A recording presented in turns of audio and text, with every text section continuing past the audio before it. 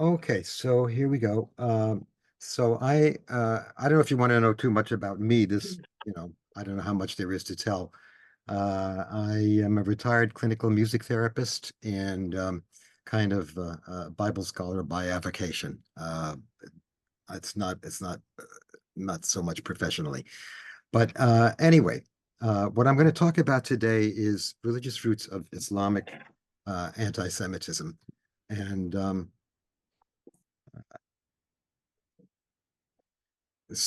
the basic thesis is that anti-Semitism in the Muslim world, influenced in large part by religion, is one often overlooked factor fueling the Middle East conflict. No solution to the conflict is possible if this factor is left unrecognized. Now, this study has certain limitations. Notice I called it religious roots, not the religious roots. I'm not attempting to offer a comprehensive explanation of this very complicated phenomenon. We can only really touch upon one aspect of it today, which is just the background of anti-Semitism and Islamic historical consciousness that seems to be still exerting an influence even today. So it is influential, but not determinative. I'm not saying that Islam makes Muslims anti-Semitic any more than Christianity makes Christians anti-Semitic. But there is a rough analogy in that anti-Jewish passages in the New Testament, especially the Gospel of John, while they don't make the entire Christian community anti-Semitic, but they do influence, to a large extent, attitudes of many Christians towards Jews. So there's just a similar dynamic going on there.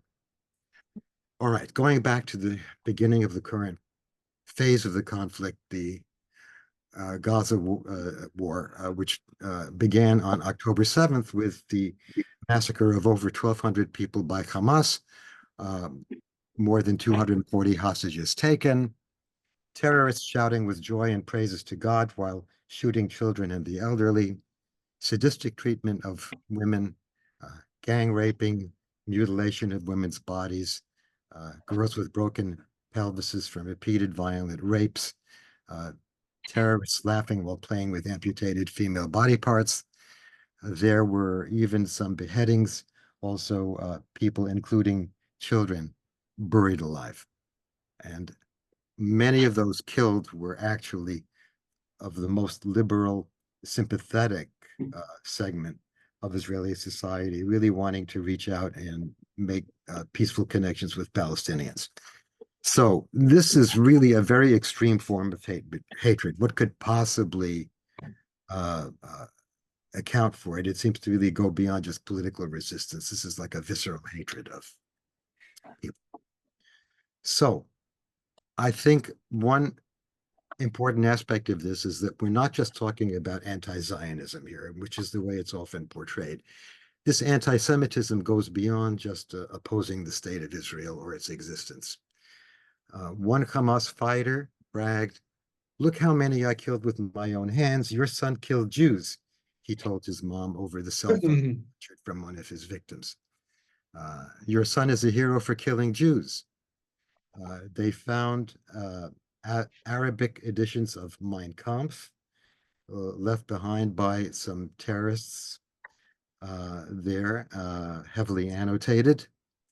And the expression we often hear, Palestine, from the river to the sea, the Jordan River to the Mediterranean Sea, from the north to the south, meaning all of Israel is our land. Therefore, no surrender of even the smallest piece of it. This is from Hamas leader Khalid Mashal.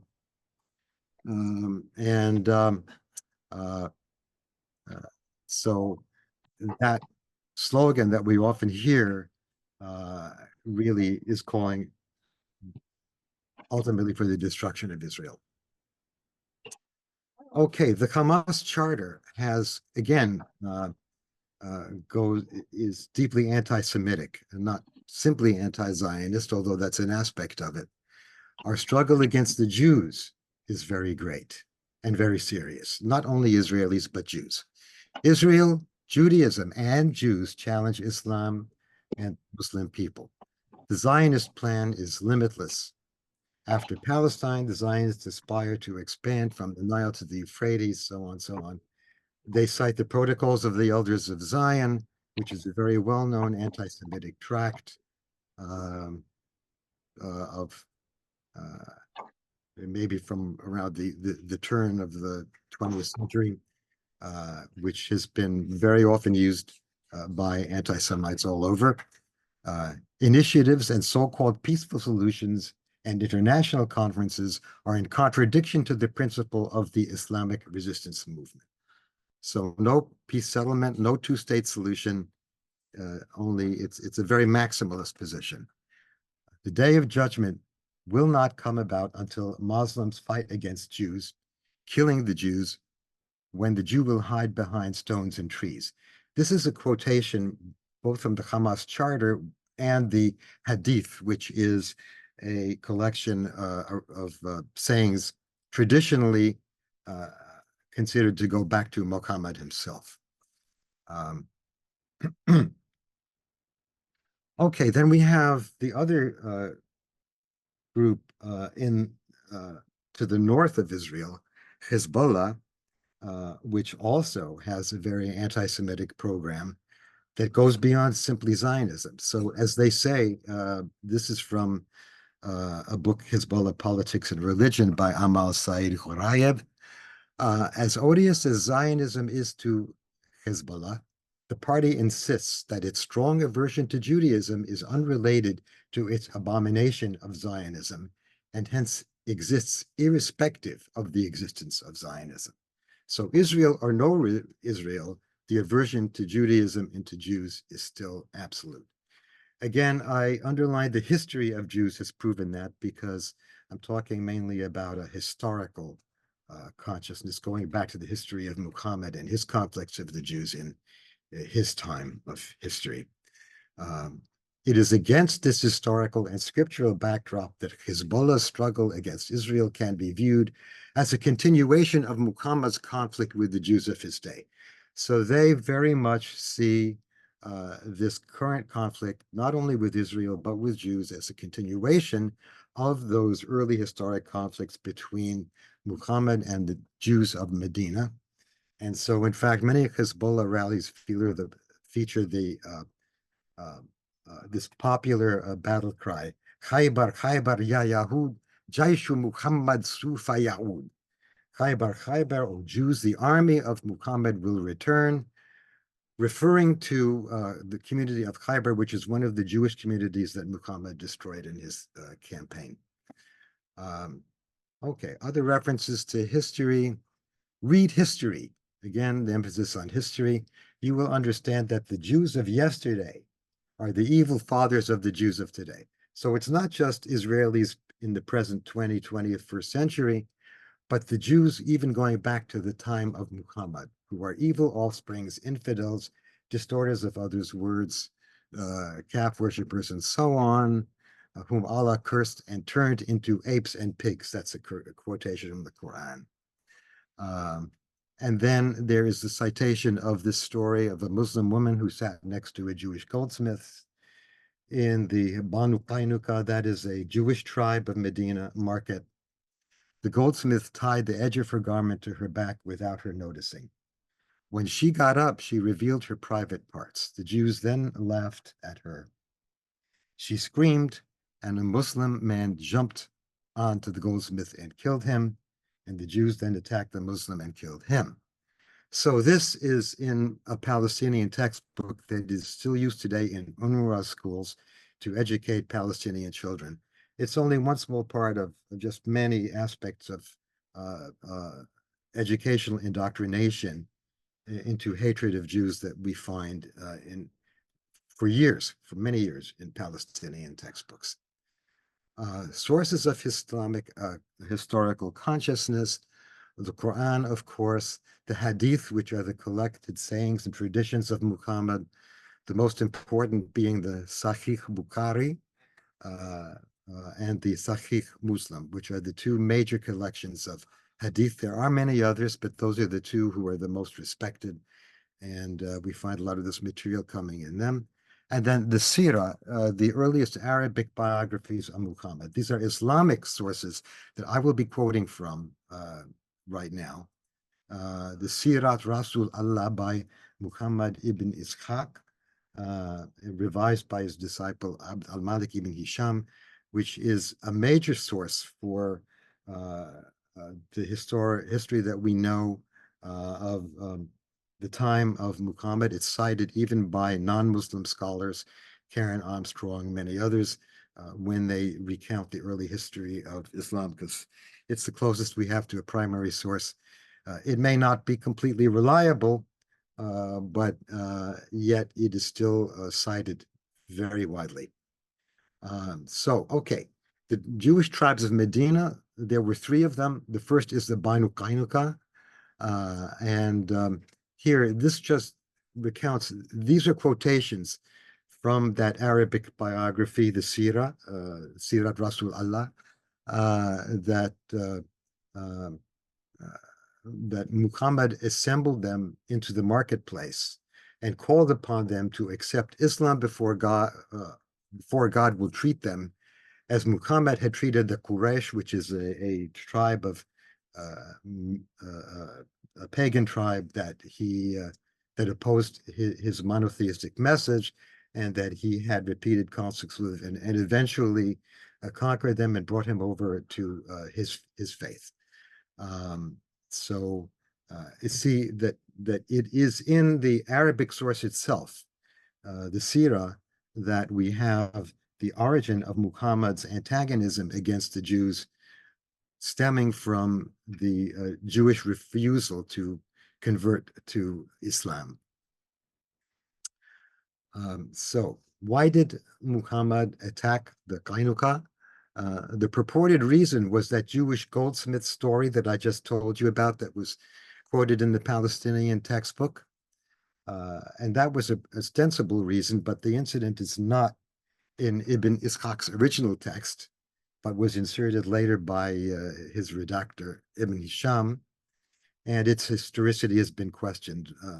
Montgomery Watt, in his book, does not think it really has historical validity, but yet it's often referred to. So Muhammad threatened the Qainuqa with consequences if they did not accept him as a prophet and become Muslim. So the outcome of the conflict, Muhammad besieged Qainuqa and in 2 weeks forced them to surrender unconditionally. He would have liked to kill them all, but was entreated not to go that far, spared their lives only at the behest of the leader of a neighboring Arab tribe who pleaded on their behalf. All of this is from Ibn Ishaq. Muhammad then exiled the Banu Qainuqa from Medina and eventually driving them out of Arabia completely. So the second of the Jewish tribes, the Banu Nadir, tensions increased as the Arab tribes adopted Muhammad's version of monotheism, but the Jews held out. Muhammad wanted the Jews to accept him as the latest in their sequence of prophets. The Jews felt their religion was complete as it was. It didn't need another prophet. And so I think that, at least even according to this Arabic source, was the origin of the conflict.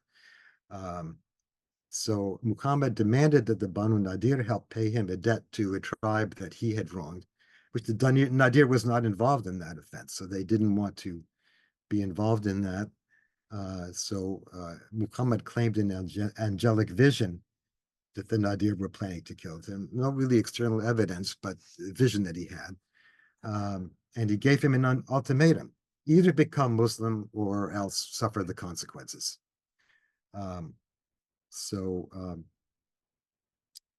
That also is in the Hadith.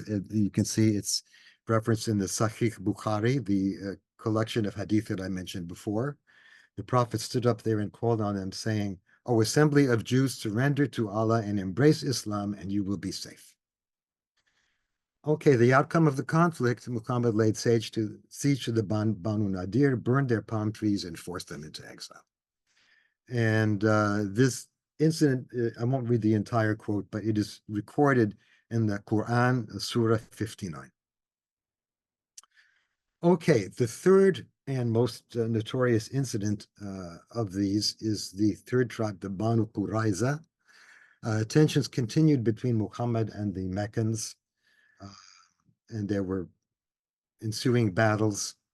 The Qurayza wanted to remain neutral, but the exiled Banu Nadir persuaded them to support the Meccans. Muhammad, learning of this plan, neutralized it through subterfuge. So he had infiltrating in the Qurayza and the Meccans, creating dissension between them, so that their alliance fell apart, with the result that aid from the Qurayza to the Meccans never materialized.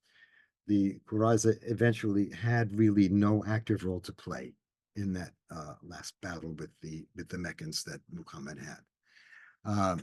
So again, acting on another angelic revelation, Muhammad attacked the Jews of Qurayza and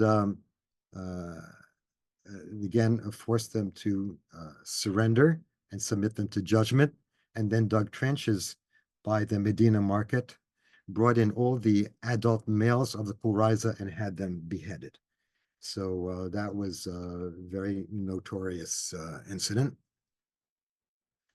And then the final battle of Muhammad and the Arabian Jewish tribes is the Battle of Khaybar, which we often hear a reference to in these anti-Israeli chants that one hears in demonstrations.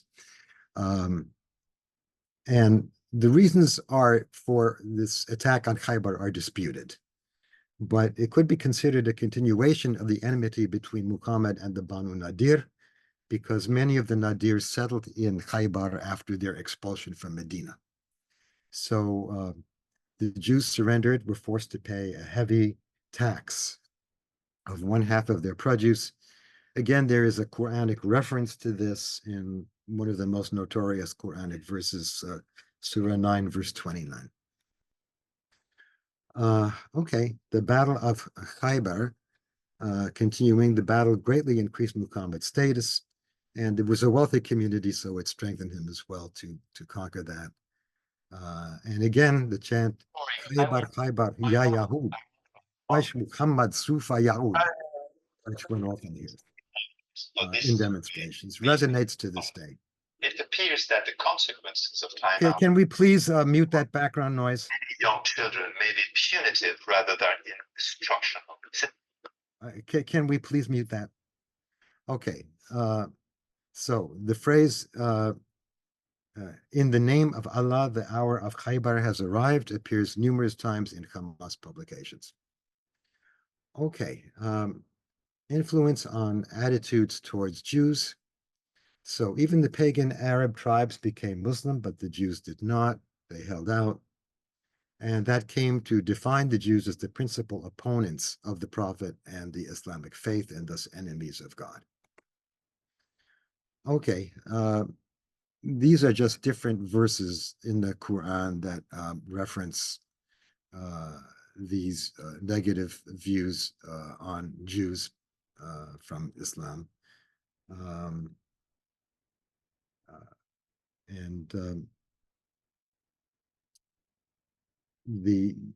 There are ensuing steps to this process that divine rejection leads inevitably to dehumanization. If God rejects these people, they must be somehow less than other human beings. If God rejects them, then hatred of them is justified.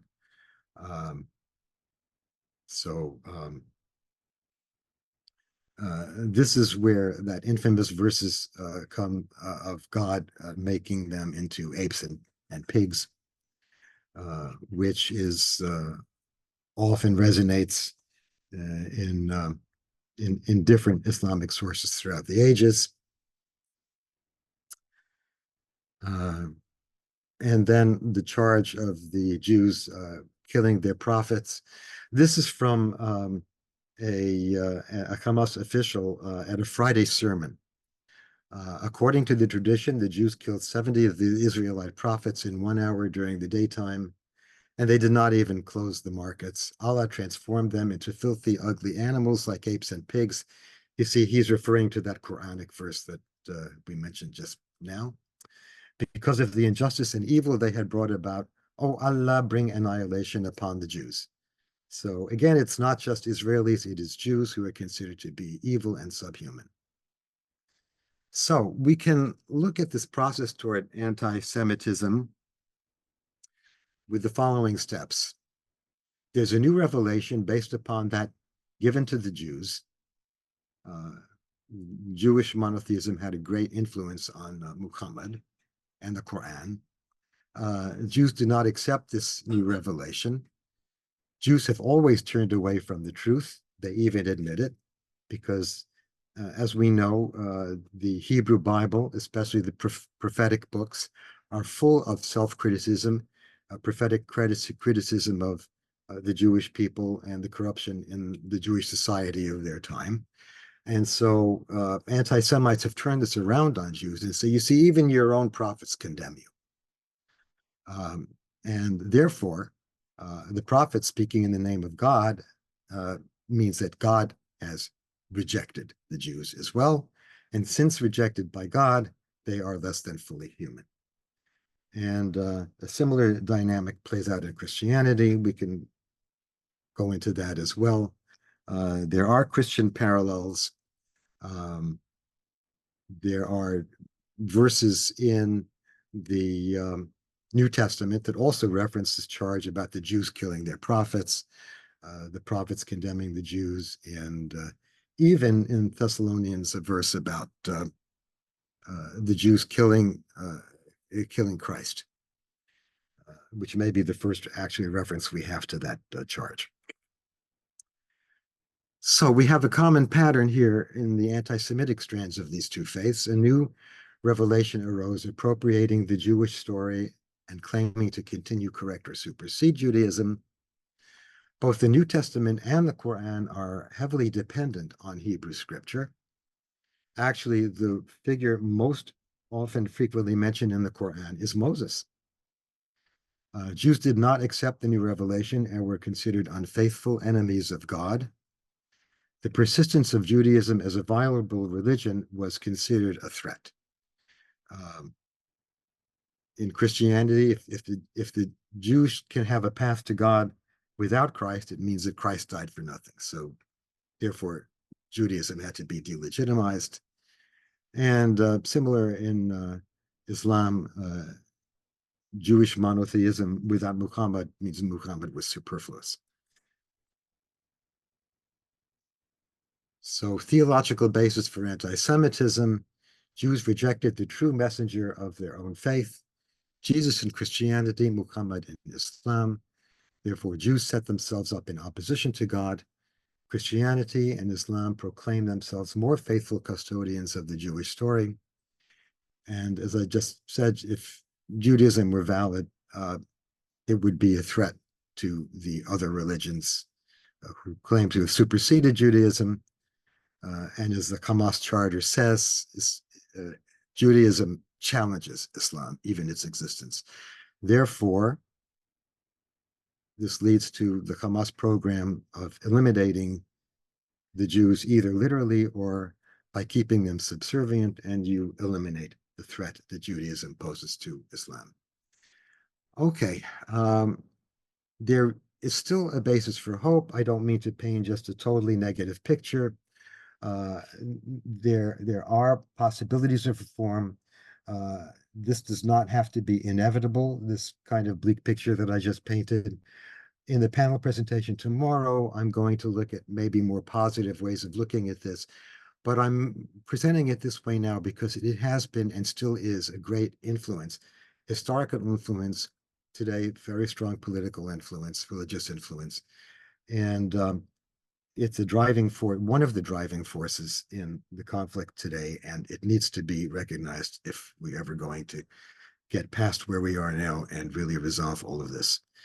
So I'll be looking at the more positive side of this in my presentation tomorrow, but I thought it's necessary to look at it this way because this is kind of really what we're facing and what we're up against. There is a full article on this on my website, which you can see over here at judeochristianity.org, if you want to see a more expository version of this. Um, okay, I can stop the share. Okay, great. Thank you. Thank you, Charlie.